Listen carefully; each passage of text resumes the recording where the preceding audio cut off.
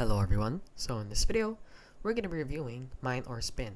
So if you don't know what this app or this game is, it is basically a slots app or a slot machine app or a game that promises to pay you after you've reached a certain amount of coins, gold, or cash, or points.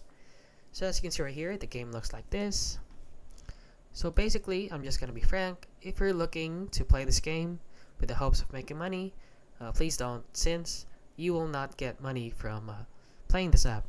As you can see right here in myroomsmyoffice.com, they basically ask the question, is mining or spin legit? Does it pay? And they say, no, it doesn't. The developer designed everything about this game to exploit your time while ensuring they get paid. The proof is right in front of us.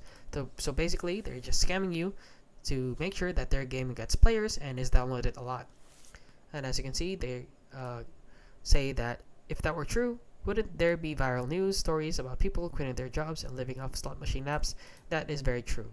So please, if you're looking to play this game with the hopes of making money, please don't. But you can play the game, but just don't make any assumptions that you can get money. And that is basically it. So if you found this video helpful, please consider liking and subscribing.